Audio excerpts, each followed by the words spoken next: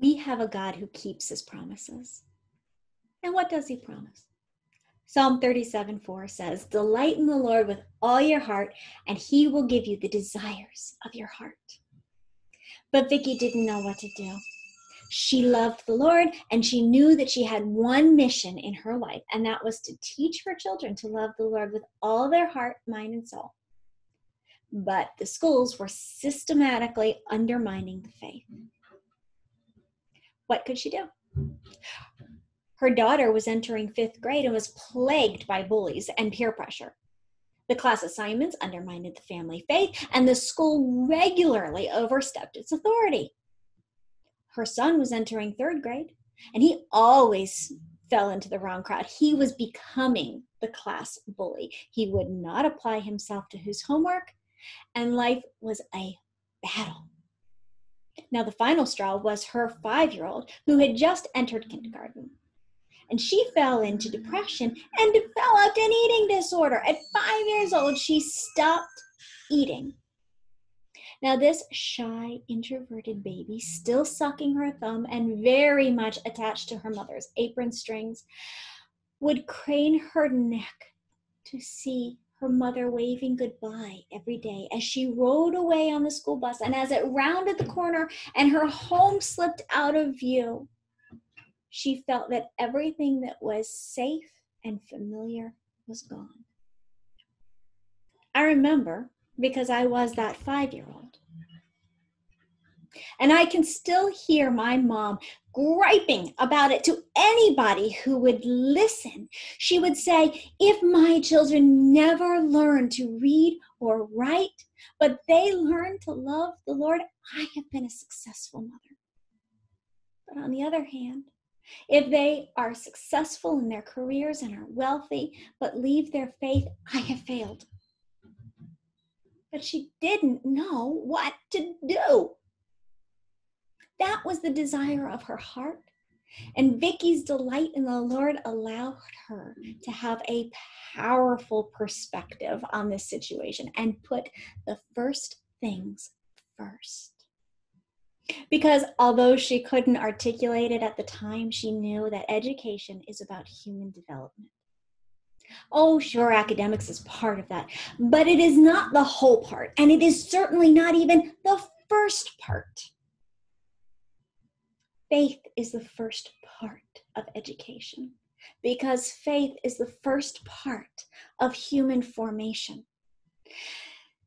So it was time for Vicky to take a leap of faith. Private schools were not in the budget, and Vicky felt entirely unqualified to homeschool. After all, homeschooling was just for hippies and organic gardeners. Well, that's what she said anyway. But she couldn't remain in the public schools because that had just been too toxic. Vicky had a Catholic parochial education in the 1950s. And in that scandalous time, the nuns were so strict and severe that she resented her education. When she graduated, she closed her textbooks and swore she would never look at them again. She even left her Catholic faith because of it. But because of her baptismal garments, she retained a deep, deep love for the Good Shepherd. And she was willing to do whatever it took to teach her children to love the Lord as well. She had a clear grasp of her duty as a parent to lead her children to heaven. And she knew that all other options available to her stood as obstacles to her duty. And so she had to choose the only option left. No matter how difficult or how much she didn't want to, she chose to homeschool. And she had everything against her. She had little education. She had a dislike for academics and teaching. She had very few resources. It was 1983. Homeschooling co-ops, they didn't exist. And the whole business, well, it was quasi-illegal. There were so few people homeschooling that there were just no laws about it. There were only truancy laws. And there were very few homeschool groups. And the ones that did exist, well, they were usually cultists.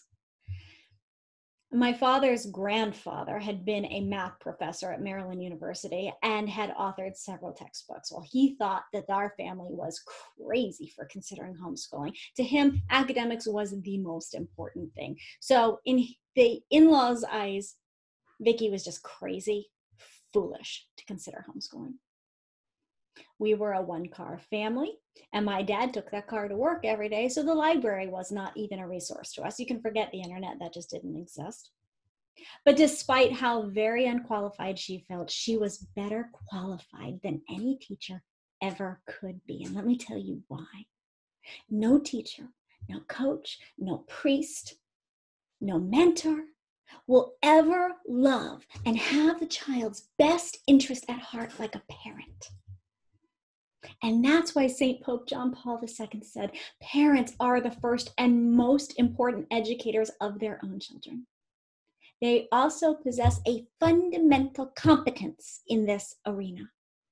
They are educators because they are parents. So my mother stepped out in faith, not because she believed in homeschooling, but because she wanted to give her children the very best, their faith. It was this example of hers that led me back to the Catholic faith.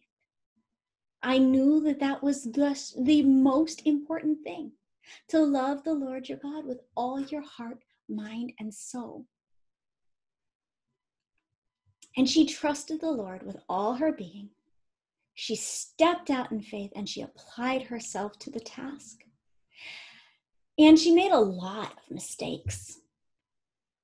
On our first day of homeschooling, a fever swept through the family. And I can still remember that the very first homeschool lesson that we ever had was how to shuffle a deck of cards. True story.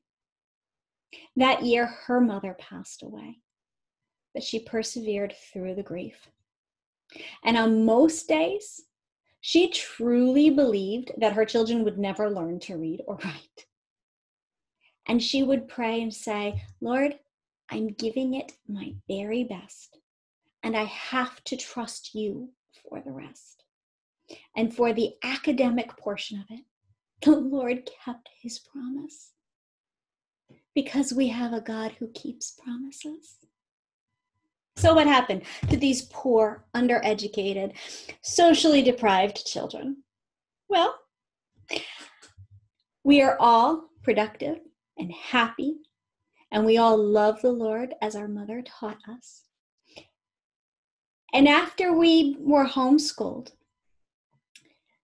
more children were added to the family. There were a total of 7. And no one ever entered the school system again after that. In fact, we all value our upbringing so much that all of my mother's grandchildren are now homeschooled. Now my sister, she has a law degree and is an author and a law professor at a university. My brother is a successful business owner in a tech industry. My baby sisters, well, they're freakishly successful as musicians. And my one sister, she speaks 5 languages, travels to the Middle East several times a year, and she's studying medicine. I'm a journalist and an entrepreneur. But that wasn't the point. The academic success that we enjoy was not the goal of our education. It was a byproduct, and that's the point. When we put our faith first, we obtain wisdom. And the academic intelligence is a byproduct of that. Now, you are the domestic church and the primary educator of your children, even if you decide to hire out and send your children to school, which is perfectly legitimate. But you have to ask this first. You have to ask, is the school that my children are attending, does it put faith as the most important part of their formation? Because if it is antagonistic to your faith or even neutral, it is not a wholesome environment or even a safe environment for your child's soul. So any education has got to put the first things first. Oh, I know you feel unqualified for this. We all do. But there's plenty of training available And there are plenty of resources now that my mother didn't have. And if you apply your heart to give your child their faith, the fullness of their faith, the Lord will meet you and He will guide you. You are qualified because you are the parent. And you can move forward in this in total trust that we have a God who keeps His promises.